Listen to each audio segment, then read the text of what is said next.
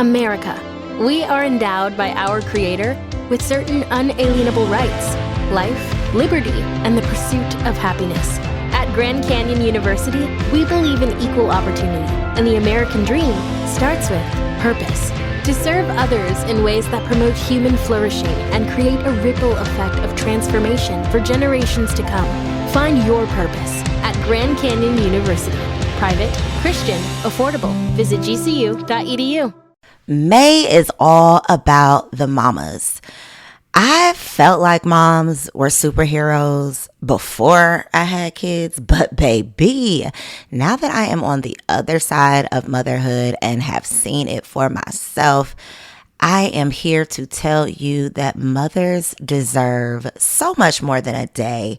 So the least that we could do here at Girl Stop Playing was celebrate moms all month long.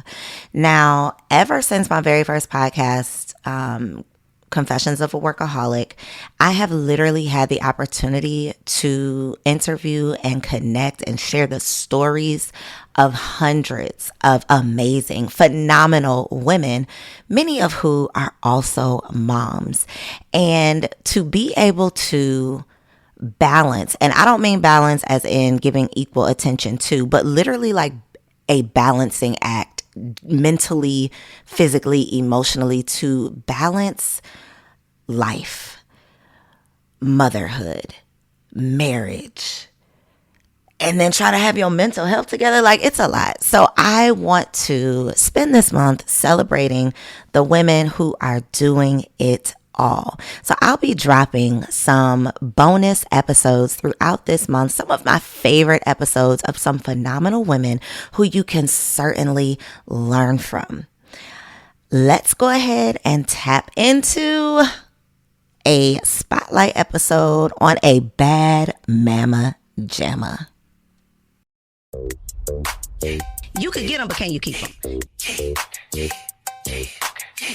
When I walk, when I walk, when I walk,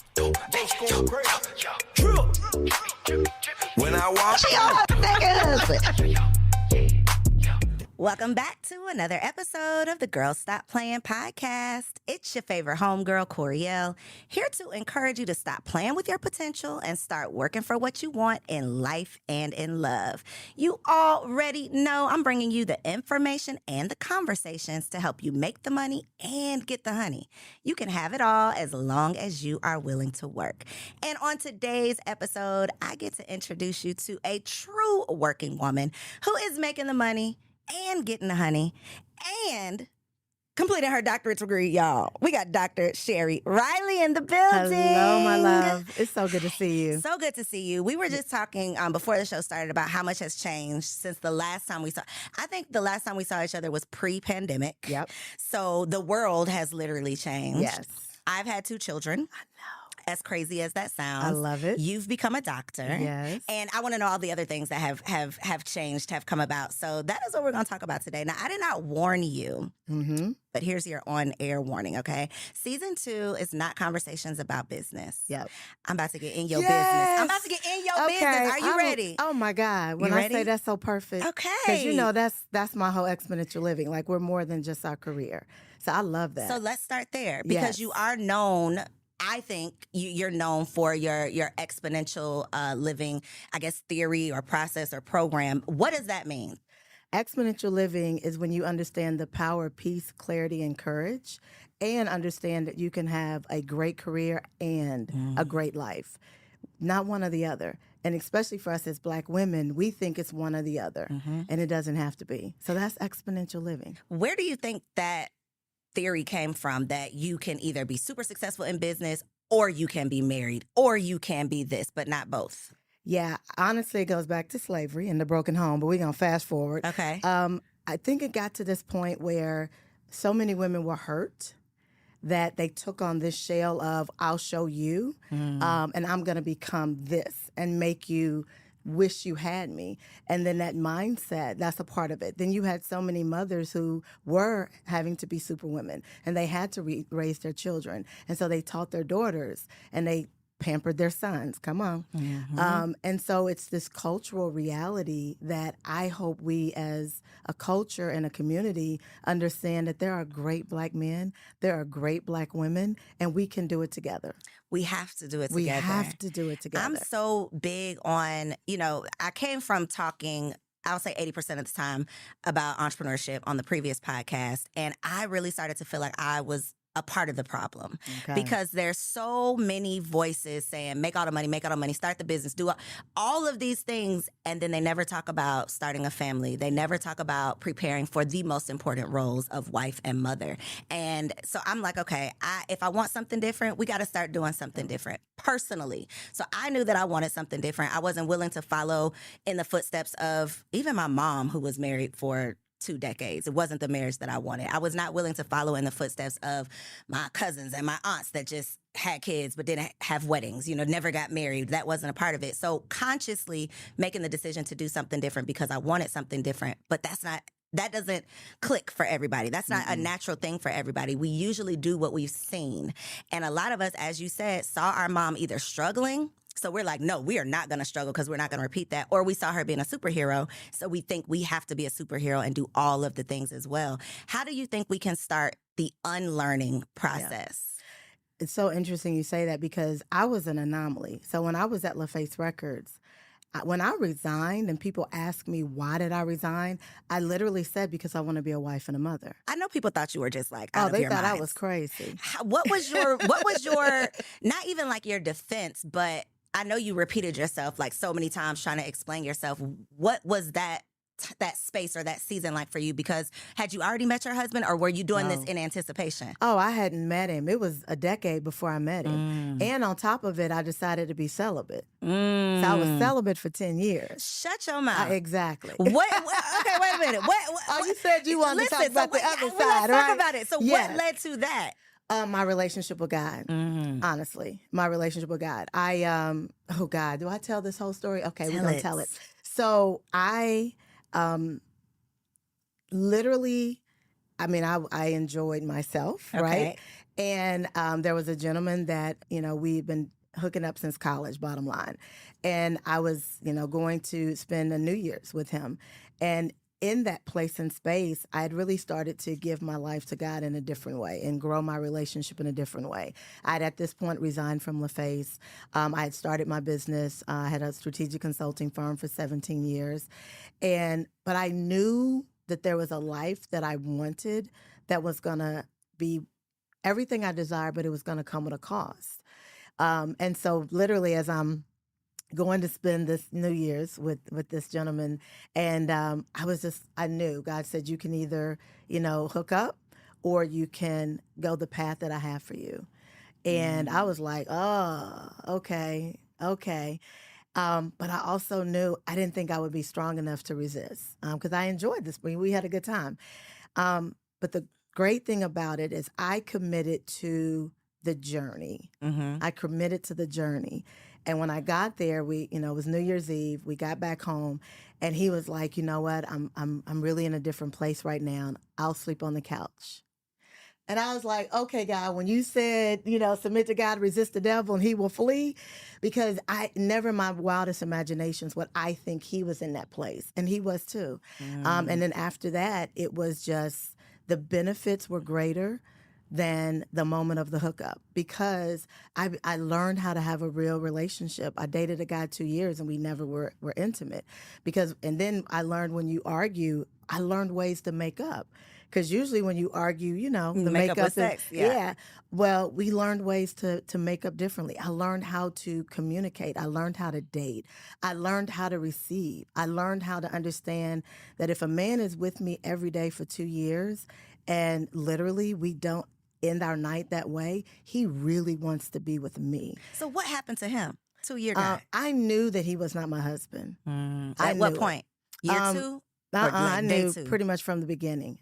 And it was just dating. Okay. We were growing, and then there was definitely moments I knew. I honestly should have ended it maybe a year in. Okay. But it was still a part of the growing process. But I learned how to be appreciated.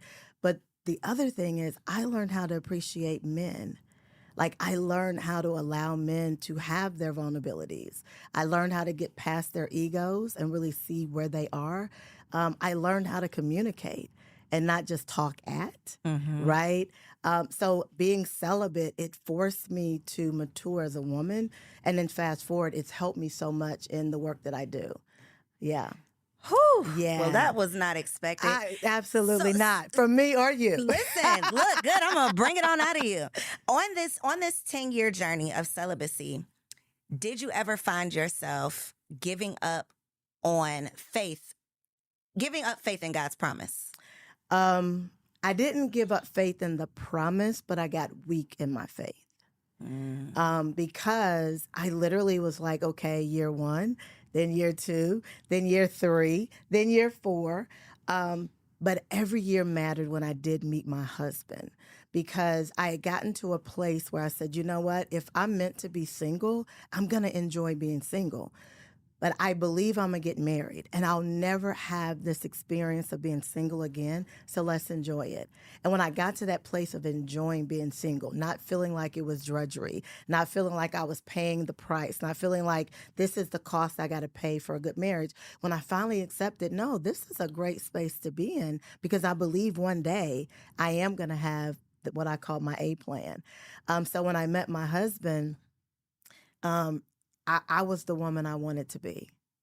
I was truly the woman I wanted to be. And that's the light that drew him to me. When the Bible says, he who finds a wife finds a good thing, my husband found me, because I was not looking. But for those 10 years, you were preparing. Yeah. And so that is, I think, the key is that we as women, we prepare for all of those accomplishments you mentioned, the degrees, the certifications, all of the things. We prepare for those things, and we're super proud of them.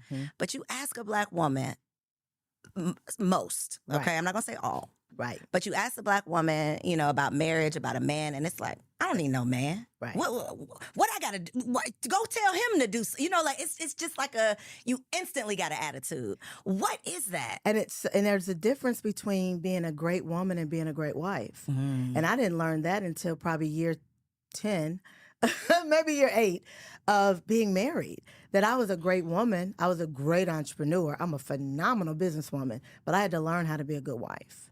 And when I committed to being a good wife, I became better at all those other things. So we have to, especially as Black women, be okay with learning how to be a good wife. Oh, teach me something. It goes back to the vulnerability. Well, okay. One, there's some stuff you just got to let go. Okay. Right? You just got to let some stuff go. And I'm pick my battles? Is that what you mean? You got to pick your battles. And here's the thing. We know fidelity, that's something different. I ain't talking about let that go, right? I'm talking about little things like, I want the commode seat down when he flushes it. He doesn't. I let it go. I let it go. Because you're the crazy one if you keep expecting something different. I let it go, right? But there's certain things that are my standard that he elevates to. So if you're always making him work, where's his peace?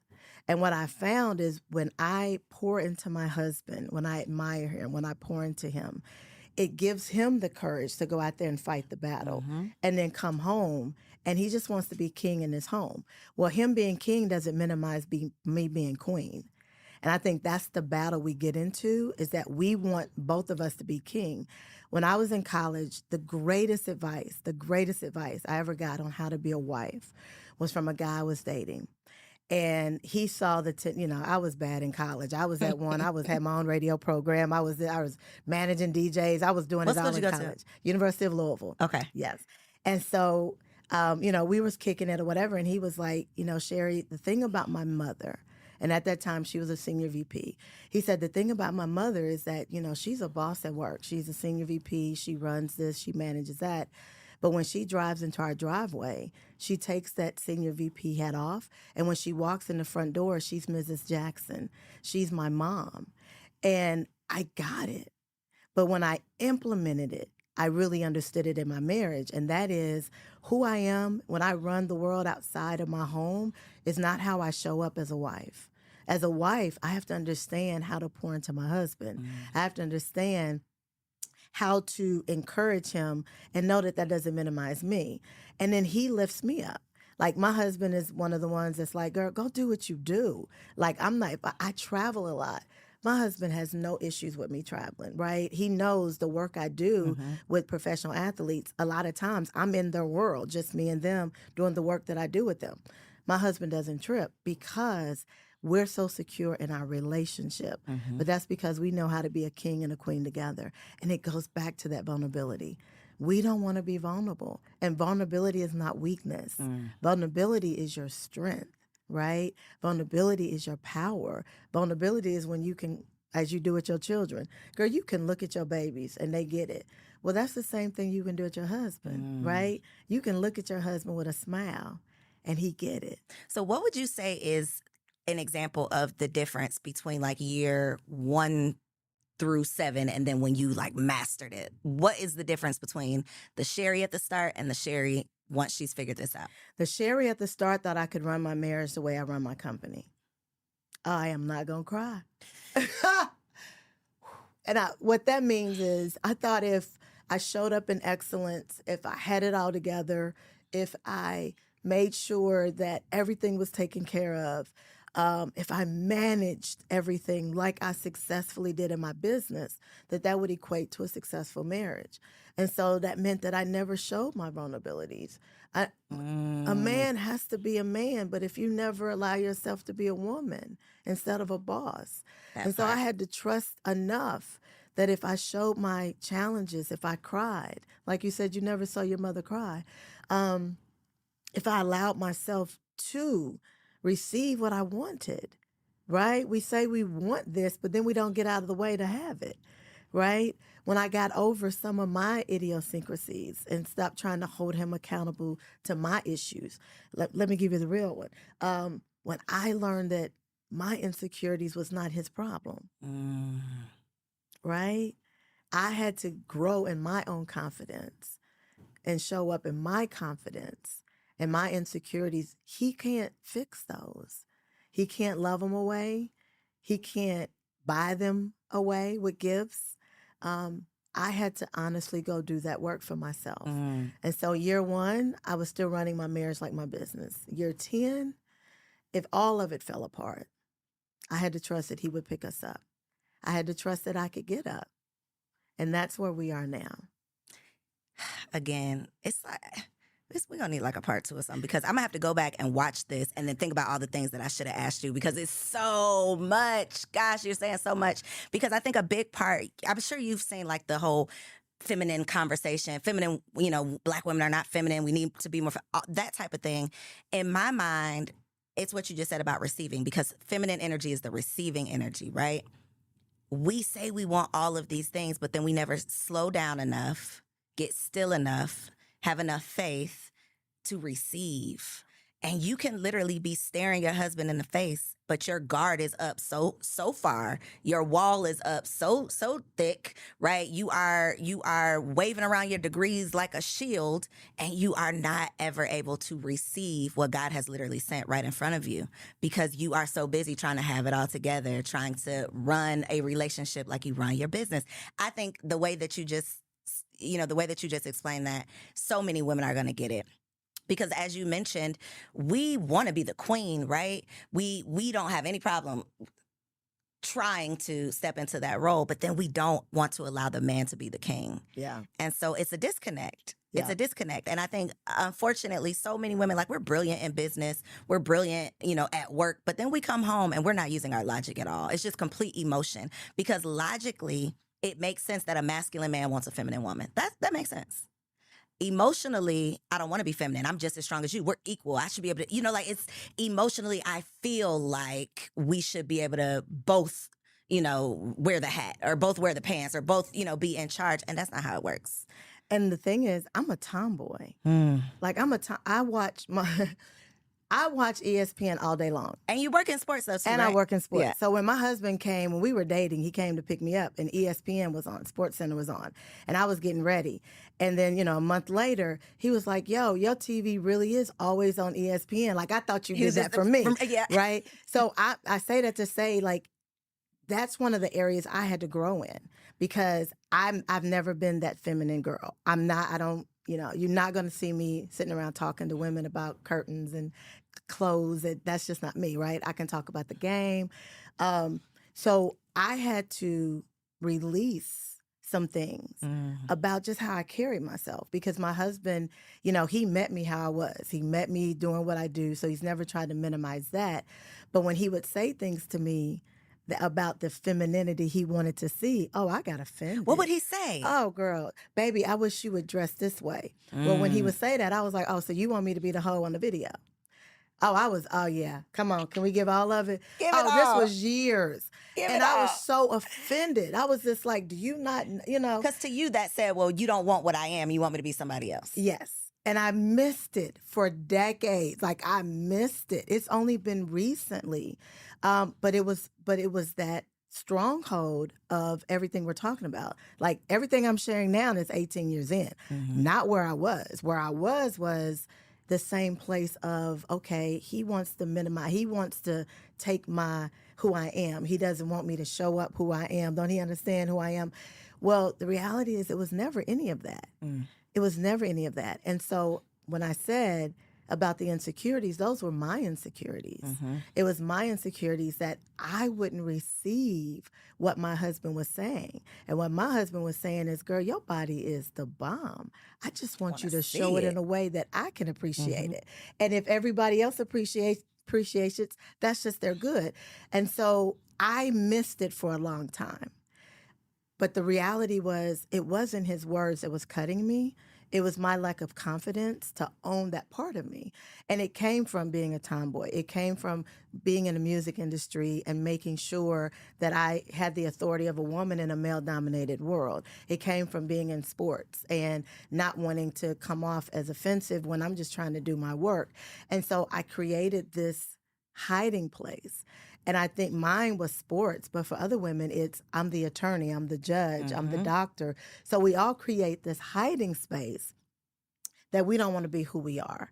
And so when he would tell me, you know, about this, he didn't call it feminine energy. It was always around my clothes. I was so caught up in the clothes. But my insecurities heard, he don't like how you dress. He don't like how you dress. When the truth of the matter, all he was saying is, baby, I just want to see you in this the same way you wear that. And so it was but this was a major issue for a long time. That's good. Because it manifested in so many different ways. We were going, oh my gosh. We had a major blow up one time at an event because, you know, all the women were in the pool. And I didn't want to get in the pool. And he was like, when I say it turned into a huge Why didn't you want to get in the pool? Because I felt that being the boss that I am, that minimized who I was if I was frolicking in the pool. Girl, how crazy is that? That's real. Wait a minute. I ain't look the at the only people. one. Yeah, look at the I people. ain't the only one. That's I ain't real. The only one, That's right? real. But the only thing I did was argue with my husband and missed out on a whole lot of fun. That part. And then you look back and be like, it didn't even matter. Just being extra for no reason. But that's the thing. We put up all of these barriers and these boundaries that we get trapped in. Because the man is free. We the one trapped. Now, let me say this. None of this negates the responsibility of the man to be a man, right? We're not talking, that's a whole nother podcast. We're not talking about that. We're talking about what we can bring to meet that man that has already said he wants to be there. Yep.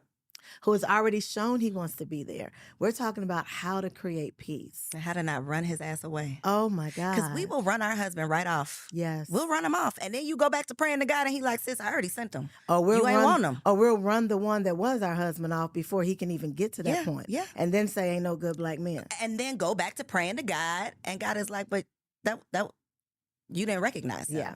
You didn't recognize. And all of them aren't going to come complete the same way you are. Most of them are not going to come complete. None of them are going to come. Right. Look, let's talk. But it took you doing your work. I'm assuming your husband was off doing his work for you all to even be able to be in alignment and at still some doing point. it. So how did the husband come along? Because there's some girls watching. I know how y'all feeling, okay? Because I was you. When you are in that journey, you're in your 10 years and you're like, yo, Where's he at? I used to say, this is what I said I'm going to go back and find like all the interviews that I used to do when I was saying stuff about this husband, because I knew he was coming. Like, you could not tell me this husband wasn't coming. I knew, I had so much faith, but I would say stuff like, yeah, he's on the way. His car broke down. You know, like God has sent him to me. He has dispatched him. He's on the way. He's just taking a long time to get here. So I know how y'all feel. Y'all are like, God, I trust you, but come on. Where is he?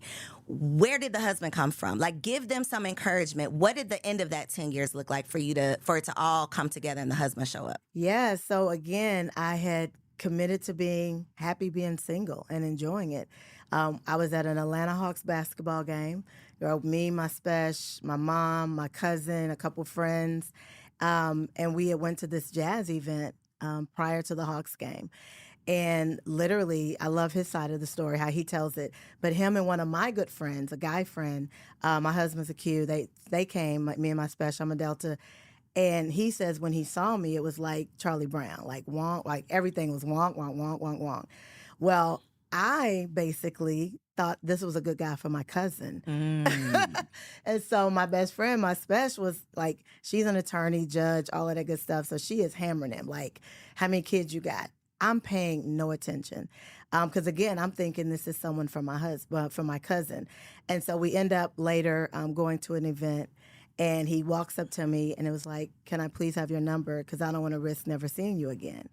Girl, I gave him my 800 Sky Pager number. So you were not interested? Because literally, I said, give me a minute. Okay. And I went to the bathroom. My best friend came in with me. Girl, you got to have girls that know you. And literally, she was like, oh, I know what you're trying to do. Like, he don't want your cousin. Like, he's been checking for you all night. And I was oblivious because, again, I was in this place and space. I was so content. And I came out of the bathroom and we danced, and we have been together ever since. But to your point of what it was, I was so in that space and place of me, that I was that light, that energy that really drew him to me. But we met in November. He had said in August, the August before we met, he was like, God, if you bring someone that I can date, because he had never dated anybody. He never dated. He'd been kicking it, but he hadn't dated. He had no serious relationships. He had just got it in. And so he was like, in August, God, if you bring someone that I can seriously date, I will seriously date. And we met in November. And literally in December, he changed his phone number. I didn't get it at the time, but he changed his phone number. And that's big, ladies. That was big. We started dating, and he knew before I knew. I think that's how it works. Yeah, he knew before I knew. And by March, we knew. And so what I tell women all the time, I was celibate 10 years. I was single. But though the Bible says, though it tarry, wait for it, because it will come. And it was like that. Like, we met in November. He knew in December. I knew in January. One thing about Mama, she is going to make sure that everyone else is taken care of before she even thinks about treating herself. So if you are looking for the perfect gift to make Mom feel special this Mother's Day, make sure you check out the Mega Moisture Duo from Osea Malibu, because body care is self-care. Since 1996, Osea has been making clean, clinically proven, seaweed-infused skincare. So this Mother's Day, treat Mom to the everyday spa experience she deserves. Get 10% off your first order site-wide with code GSPP at OseaMalibu.com. Plus, you'll get free samples with every order and free shipping on orders over $60. Head to OSEAMalibu.com and use code GSPP for 10% off. What's the easiest choice you can make? Window instead of middle seat? Picking a vendor who sends a great gift basket? Outsourcing business tasks you hate? What about selling with Shopify? Whether you're selling a little or a lot, Shopify helps you do your thing, however you cha-ching. Shopify is the global commerce platform that helps you sell at every stage of your business. From the launch your online shop stage to the first real-life store stage, all the way to the did we just hit 1 million orders stage. Shopify's there to help you grow. Whether you're selling scented soap or offering outdoor outfits, Shopify helps you sell. Wherever and whatever you're selling, Shopify's got you covered. Sign up for a $1 per month trial period at shopify.com/try. Go to shopify.com/try now to grow your business, no matter what stage you're in. Shopify.com/try. What's the easiest choice you can make? Window instead of middle seat? Picking a vendor who sends a great gift basket? Outsourcing business tasks you hate? What about selling with Shopify? Whether you're selling a little or a lot, Shopify helps you do your thing, however you cha-ching. Shopify is the global commerce platform that helps you sell at every stage of your business. From the launch your online shop stage to the first real-life store stage, all the way to the did we just hit a million orders stage? Shopify's there to help you grow. Whether you're selling scented soap or offering outdoor outfits, Shopify helps you sell. Wherever and whatever you're selling, Shopify's got you covered. Sign up for a $1 per month trial period at shopify.com/try. Go to shopify.com/try now to grow your business, no matter what stage you're in. Shopify.com/try. We knew in March. And it was just like that. Were you celibate with your husband? We did slip. No, wait, I thought it was a slip. How did I know? We I did just knew. slip. But Yeah. what was the? But I'm sure at the but start can I tell you didn't plan on it, right? We did not. So how did he take the news that you are celibate? Well, when we first met, it was very early that I said. So it was it was months and months and months before the slip. But we literally, honestly, he said the most powerful thing, and he said he was glad because it took the pressure off. And the thing is what I realized in that time of celibacy is men feel this pressure that they have to, even when they don't want to. And so he was like, it took the bricks off. And it was like, wow, now we get to know each other. And so it was a relief for him. Wow. It was a relief for him. That is unexpected. Yeah, I know, and right? Also, you said he was out here kicking it. So Yeah. you were a breath of fresh air. And I've heard so many men talk about the one that didn't let him do what all the other ones did. That's the one. Yeah. And so I think you separated yourself from the crowd. Even, with you like being where you were and him recognizing once he got to know you, I think you were so different from probably all the other, people he had known previously that you were like, he's like, this is it. And because of who I was, he had to show up differently. So he met him he didn't know. He had to rise to your standard. Because everybody, they just, what we call Netflix and chill now, that, he never dated because he never had to. He was a black man in Atlanta at this time with a great job, like he could just choose what he wanted. And because, and which is true of so many men, period, Atlanta or not. But he had to show up differently. And the other caveat is my husband's 9 years younger than I am. Okay. Does that make you a cougar? What's the Now qualification? I guess it What's would. the qualification It for a didn't cougar? then. Not then. Okay. But I guess now it does. Wow. But yeah, my husband's 9 years younger than me. Did that turn you off? Were you intrigued? Like, what was your thought about that at first? The crazy thing is, well, initially that's why I thought it was, him and my cousin, because when, again, my specialist grilling him, so we knew his age, we know all of that. But it never, ever factored in. Most people don't even know.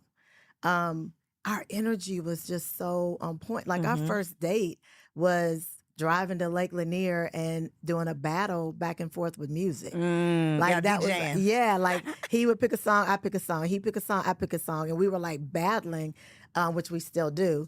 But it's never factored in. Like honestly, we forget.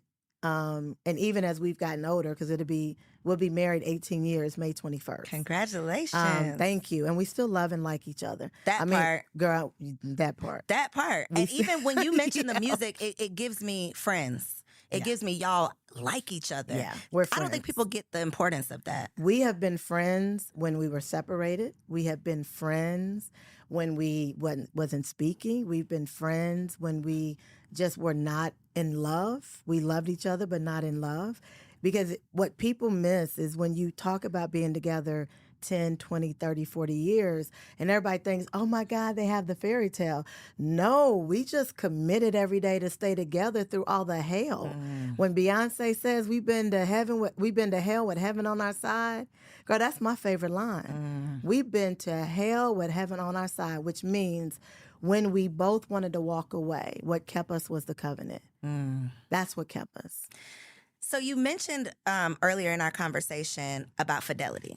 And I love having this conversation or asking this specific question to women who have been married more than a decade, because I always find that married women with some experience have a different perspective, not the same perspective, but a different perspective from a single woman who just don't know shit.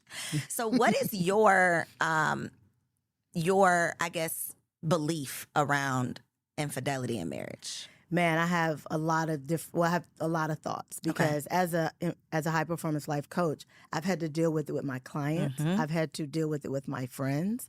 And no infidelity is the same, because the root and cause is not the same. There's times when a woman will know and not be ready to manage or deal with it. There's times when the woman doesn't know. There's a time when a man knows and a time a man doesn't know, because infidelity is not just one way. Then you have the realities of the cause. Many times when a person is unfaithful, it has nothing to do with the other person or their mate. There's areas in them that they have to grow in. There's pain that they're trying to fulfill, that they have to deal with. And so every situation is unique in that relationship. And so the one key takeaway is when people say, oh my God, they cheated, you should leave. But the reality is sometimes that's not the answer. And then sometimes it's the absolute answer, right? So when you deal with what's the cause, and then you have to look at, are they willing to make the change? The Bible talks about repentance. Repentance is change. The other key is you can forgive, but forgiveness takes time. And if both people aren't mature enough to deal with the forgiveness, aren't able to mature enough to deal with the triggers that come along with the forgiving, then you're not going to make it through the process. So I know people that have had infidelity in their marriage and the marriage is stronger on the other side. I know people that have had infidelity and the infidelity is still going on. And then I know people that have had infidelity and that they did have to end it because that was the period in their marriage.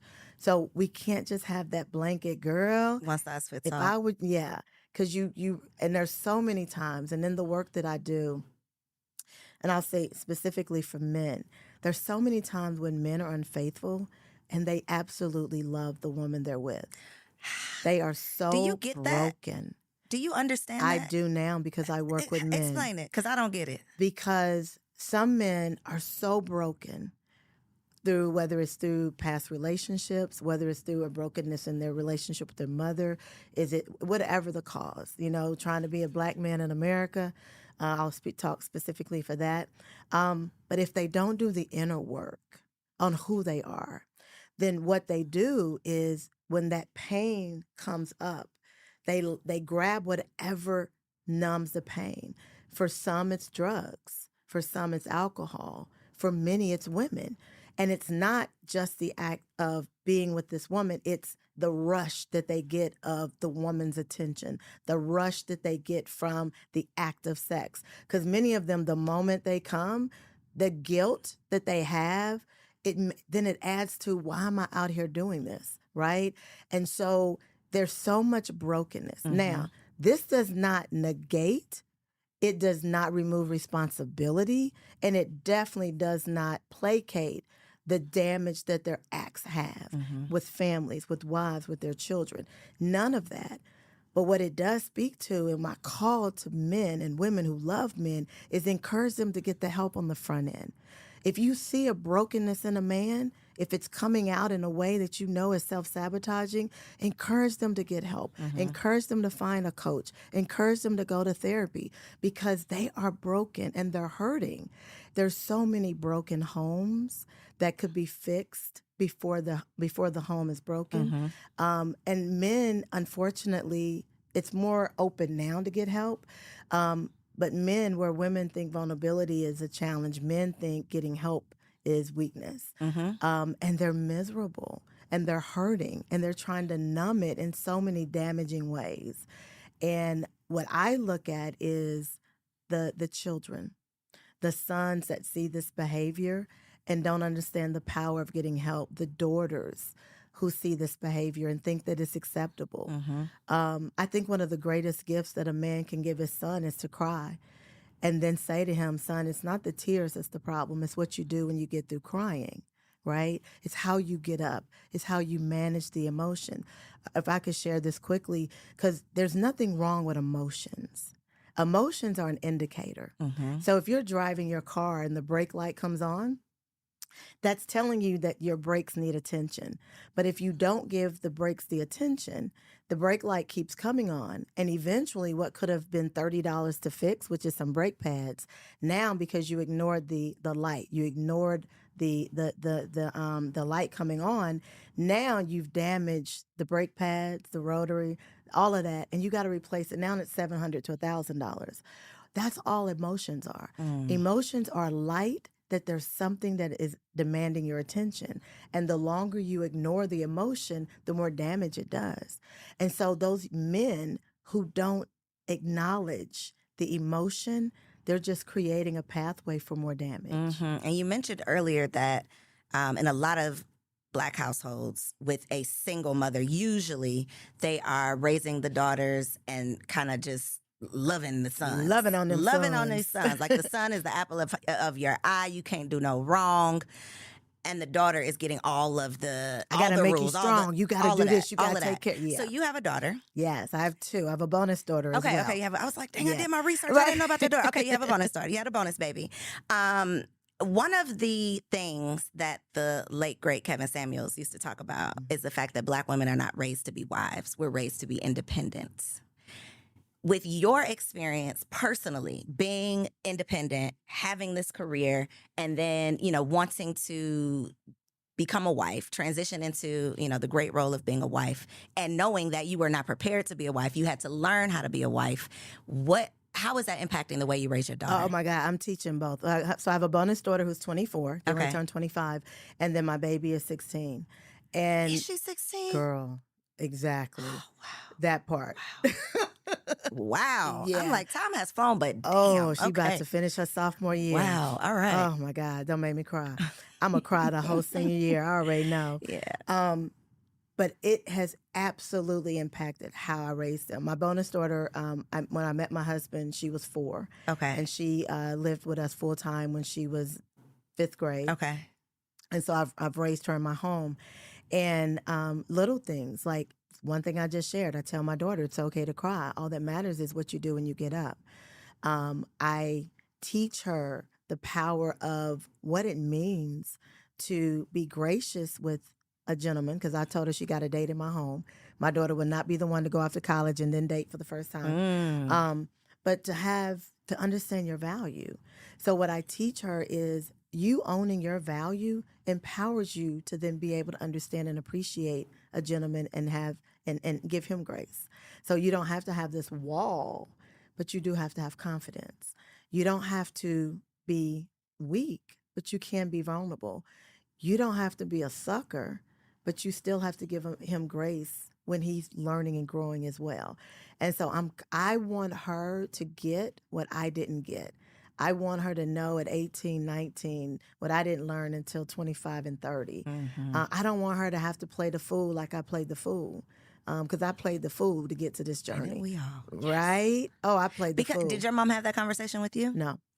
There it is. No. There it is, ladies and gentlemen. Not at all. The cure is in the conversation. Yeah. Because for most, again, I always reference Black homes because I only know Black people. I'm sorry, y'all. That's all I know. But in most Black homes, the conversation was stay away from boys. Don't bring no baby up in this house. That was it. It was like stay away from boys, off limits, bad, bad, bad. And then you turn 35 and they're like, where's your husband? Yeah. And it's like, sis, that you didn't bridge the gap. You told me boys are bad, stay away from them. Fast forward 2 decades, and then you're like, but why aren't you married? Why don't you know how to be in a healthy relationship? You didn't teach me. You didn't even talk to me. And so I think sometimes you don't even have to know it all, right? You don't even have to show it all, but let's just talk about it. Let's talk. Let's open the door and have the conversation. One of the things I've said to my daughter since she was born is we tell each other everything. And that's a deep statement. But what it's rooted in is I've always wanted her to know we could talk about everything. Like I tell her all the time, your girlfriends are as dumb as you are, boo, because we all dumb at 16. So I want her to understand, I'm going to give it to you real. And I say things to my daughter, and she's like, oh my God, I'm going to clutch my pearls. Like, I can't believe you said that to me. But I need her to understand that I was 16. And I'm not sitting on this mountain and now I'm looking down, because some parents do that. Like, I can't believe you did that. Knowing you was doing the same Oh thing. my God, worse, right? So I want her to respect the wisdom, but I also want her to appreciate that I was there. But I have to show her that, right? I have to show her. And as she gets older, I mean, I'll share things about relationships at the age level she can understand it. Right. But I need us to be able to talk, because my mother and I didn't talk. Outside of, she taught me, here's the books to learn what sex is. Go read these books. And my dad was, don't bring no babies home. You got a future. You're gonna be, I'm an only child. Sheri, you're gonna be successful. Sheri, you'll end up taking care of 3 generations, your parents, you, and your children. And so he groomed me to be excellent in everything. But when it came to boys or men, it was, don't get pregnant. Don't get pregnant. Yep. Just keep your legs closed. Everything else, just keep your legs closed. Yeah. Don't ask me nothing. Don't say nothing. Just keep your legs closed. Well, my dad taught me how to put the rubber on. Okay, so it wasn't keep your legs closed. It was just don't bring it back. Be careful. Don't bring it home. Gotcha. So he taught me, you put it on, because if you don't, the boy can rip the tip, and then you don't want. And then you're gonna bring a baby in this house. Yeah, my daddy was real with me. One thing you just said that I just want to bring it back, because I've never even heard this before, but I'm borrowing it. Okay, when I have a baby girl, I want you to date in my home. Yes. You will not go to college and have not dated. Let me tell you about the girls that I know whose parents were so strict. Girls couldn't go nowhere, couldn't do anything. When they got out, I'm talking about like the first day out, they were pregnant on like day 2. Yeah. It was just like wild and crazy because their parents had them shackled for so long. And I think that does such a disservice. It creates so much curiosity in that child that when she's finally free, and I say she because I don't think y'all do this to boys. I think this is just a girl thing. But when she's finally free, she is going ham. Okay. She is going to try it all. She's going to do it all. And you've literally just caused her to do what you were trying to keep her from doing in a shorter amount of time. Yeah. So I love that you said that. And the thing is, I want her to learn. So, it's like, it's so much more challenging now than I would want it to be, just because of the nature of the dangers that are out there. Because I would love my daughter to have even more freedom than she does have. Because, like what? Like now we have, because she doesn't drive yet, so we have to drive her everywhere. And there's certain places and spaces that we have to go and take her. Gotcha. Right. Well, I wish we could just let her go, like let her friend come pick her up and let her go. Well, there's so many graduation parties we know here in Atlanta. There's been shootings, there's been this. So there's a different level of parental guidance that we have to give her that I really wish we didn't have to. But there is some freedoms we give her, because I want her to trust that what we've put in her, she then makes those decisions. I want her to say peer pressure means nothing to me. When all of her friends are doing whatever they want to do, I want her to be able to make that decision for herself. I want her to be able to say, man, next time I'm not going to do this because I saw how that ended up. So I want her to learn those things in my home. I don't want her to be what I saw in college and what you just expressed. Like, because by the time I got in college, I'm like, been there, done that. And everybody else, girls gone wild. Yeah. And I want her, because I want her to have that full maturity out once she hits 18 to go, baby, it's your time. Are you teaching her to be celibate? She made that decision. She says, that's what she wants. She doesn't want to do anything. What I've shared with her is the benefits of it. What I share with her is how you value yourself. And if I can continue to teach her how to value herself, then I have to trust she'll make the right decisions when those decisions present themselves. It's so funny because I had on my notes to talk to you about intentional parenting, and I didn't even know how that you were this intentional. I swear when I prepare for these interviews, sometimes I feel like God has really guided me through preparing for the conversation, because you see I haven't even looked at my notes. Like we haven't talked about anything on that notepad, but the conversation still came around to how intentional you are. Yeah. And so I am very, very intentional. Do you believe in gentle parenting? It sounds like you're pretty gentle. I am extremely, well, my child is amazing. So I've been blessed. My bonus child, I guess I would, because even with my bonus child, and two different human beings raised two different ways under the same roof. But what I was very intentional about is learning the person. See, I never looked at them as, oh, you're that little child, go sit down. I looked at them as people that God created, and they created at this age, but they're still people. So for me, it was, how do I reach my daughter? How do I reach my other daughter where they are? And so Dominique, she's one of those ones that you got to give her the parameters and let her figure it out and make the decision. Where my oldest is like, okay, tell me every step along the way. Well, I believe when you get to know your children, and that comes from spending intentional time with them, get them off them iPads, get them off those iPhones. But when you spend that intentional time, you get to know them. And then with Dominique, you just hold her to a standard. She wants that standard. With Dynasty, you got to push her, push her, push her, push her. So that would be my intentionality, is how do I get to know them and then hold them to that standard. The other thing is, I've always taught them for where I want them to be.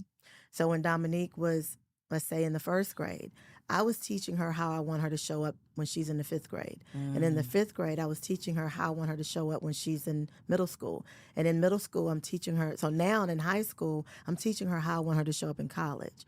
Now, it's not like I'm sitting her down saying, this is what you do in high school when she's in middle school. But it's the decisions I make. It's the parameters I set. It's the conversations I have, that I'm actually communicating with her how I want her to think when she's at that next stage in life. So I don't need to go sign up for parenting classes. I just need to call you. Girl, hit me up. Hit me up. I got 2 boys. You Yes. think it's the same? You think I could just learn these boys and not have to? No, you're going to knock him upside the Okay. head. Because, yeah, she does. gotta The knock- hammer comes down. Okay. Yeah, the hammer comes down. Okay, got you. Yeah. Because I'm like, oh, that sounds real gentle. I be thinking gentle parenting sounds so good, and then boy, he start cutting up, and I'm like, oof. Yeah. But you know what? It's setting the expectation, right?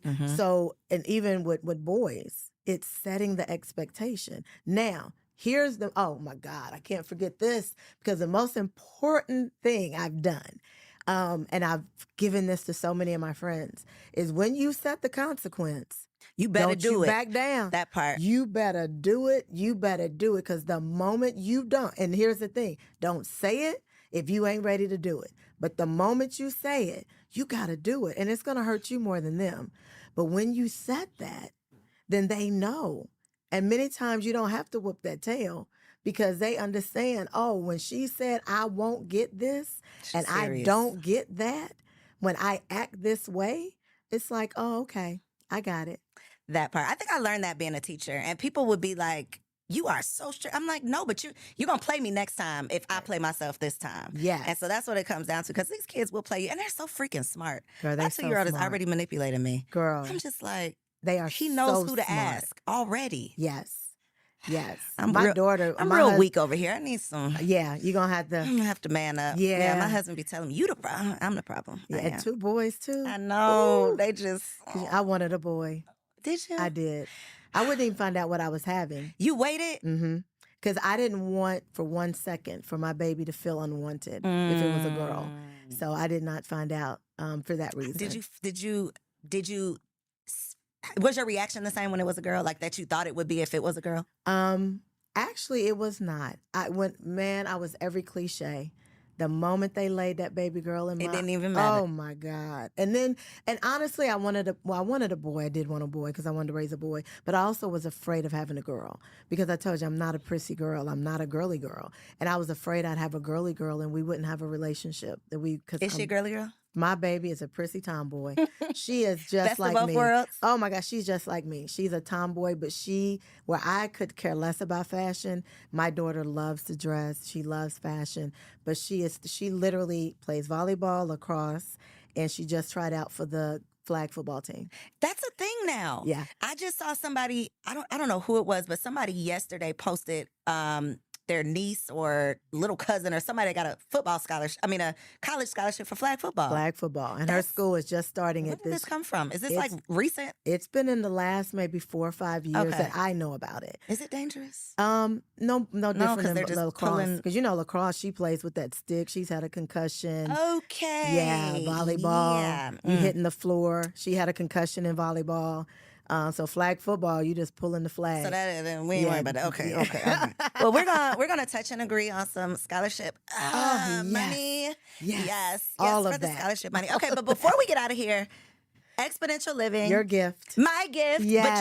But y'all got to get your own, okay? I got gifted. We're going to make sure the link is down below so you can grab a copy. What are they going to walk away knowing or learning after they read this? So exponential living really is the core for all the things we've talked about today. Because so much of what I shared came from the power of peace, clarity, and courage. And so what exponential living is when you genuinely pursue peace. And peace is an inside decision. It has nothing to do with what's going on externally. It's the decision you make internally of how you mature in that inner calm. It is guaranteed to give you clarity. And one of the greatest challenges we have with relationships and everything else is confusion. So when we get to that place of clarity, and when peace and clarity are together, you are guaranteed courage. And so peace, clarity, and courage is the heart of exponential living. So the book is 9 principles that really guide you through and serve as that manual for peace, clarity, and courage. Is it, I don't want to say religious based, but is it? It's self-help. Okay. And it's based, I will say here, it is written for the marketplace. Okay. Now, if you know, you'll go, oh, that's from. Got you. But if you don't, it's just it's literally not gonna be in your face. But okay, gotcha. And the interesting thing when I was getting my book deal, so my publisher is Penguin Random House, and I had 4 editors that wanted my book. One of them was atheist, one of them was agnostic, one of them was Jewish. And the one that was atheist was like, I never read book proposals that have anything to do with what you believe because I don't believe it. She was like, but this is just about truth. This is about truth. It doesn't matter where it came from. It's about truth. And so it's written in a way that I wanted it to read like a novel because I really wanted you to I wanted you to read it. So people tell me all the time, your book is sitting on my nightstand. It's my annual read. I'm reading it for the 5th time. So it really is about the principle. There's stories. And then there's the real life example. So Nicole Ari Parker and Boris Kojo, they share their story around relationships. Will Packer shares how to stop working and start maximizing. I have Ludacris and Jeff Dixon and Chaka Zulu talking about exponential living and what that looks like. And then there's just everyday people like us where you may not know their name, but they share the principle. And then Usher wrote the foreword and really outlined our relationship over the years. Have you been in Vegas? I know you've seen it. I've seen it. And every time I go, it is absolutely I got to go phenomenal. back and see it again. It's so good. I know you got insider info. Is he going to extend again? He gonna be there for a little longer? You don't know? Tell. Okay, tell me off air. Because I'm like, how long do I have to go see it again? Yeah, you at least got through October. Okay, at least. Well, that's public info. I'm gonna get the private scoop when we caught that. I caught that. I caught what you said. But yes, y'all got until at least October. Go check it out. Check the show notes below though to grab your copy of Exponential Living. We will make sure all of Sheri's social media information, her website, everything is up on the screen for you all. I have enjoyed this conversation. Can you be my auntie? Absolutely. Okay. Absolutely. I asked you on camera. Auntie, big sister. Okay. And look, and I am that one that when I say it, I mean it. Okay. Yeah, I'm that one. All right. Yeah, you'll get a text from me and be like, oh, she meant that. Okay. All right. Because I need the wife advice, the mother advice, the adult friendship. We didn't even talk about adult friendship. You got to come back. Yeah, okay. I would love to. She's coming back, y'all. Let me know. Ooh. Comment below. Tell me some stuff I forgot to ask about because this was so juicy that I could not even catch everything, comprehend it quick enough to respond. Like it was just too much. So let me know in the comments what you would like to talk about with Sheri, what you want to hear about on the next episode. Thank y'all for tuning in. Share this episode with a friend, okay? So much juiciness, so much to really, I think the cure for the culture is having these conversations. And so this is definitely a therapeutic conversation that yo homegirls need to hear. All right. Thank you for tuning in to another episode. I'll see you next week. Peace. If you enjoyed that episode, make sure you subscribe to the channel so you don't miss out on any upcoming content, and take it a step further and go ahead and join our private community over on Patreon, because it comes with some pretty bomb perks, including early and discounted access to our upcoming events, behind-the-scene exclusives with some of your favorite guests, the opportunity to call in on an upcoming show, the chance to vote on topics and guests for brand new shows, and I'm even giving you unlimited access to my vault of business classes where I'm teaching you everything from Airbnb to developing digital products and everything in between. And you can get access to our Patreon for as little as $5 a month, okay? Get in where you fit in, and I'll see you on the inside. Peace. Today is National Do Something Delicious for Yourself Day. Actually, I just made that up, but you really can't forget to celebrate you. So McDonald's is making it easier to give yourself a little pat on the back. Right now, treat yourself to any size soft drink or Southern-style sweet tea for just $1. Only available in the McDonald's app. It's like giving yourself a high five while also holding a nice cold drink. There are drinks, then there are drinks from McDonald's. Ba-da-ba-ba-ba. Offer valid through 9/2/24 at participating McDonald's. Valid once a day. Must opt into rewards. Hoy me encontré con un viejo amigo en McDonald's y también con los bagels de desayuno que regresaron tan deliciosos como siempre, en especial el Steak, Egg and Cheese Bagel, bien tostadito, con sabrosa patty de res, delicioso huevo y queso derretido. O los otros, como el Bacon, Egg and Cheese Bagel con jugoso tocino y el Sausage, Egg and Cheese Bagel con sabrosa salchicha. Pasé una mañana tan deliciosa con mi amigo, mi bagel y un café helado de McCafé mediano por solo $1.99. Barabababa. Precios y participación pueden variar, no puede combinarse con ninguna otra oferta o combo meal. When you visit Arizona, time is measured in moments, not minutes.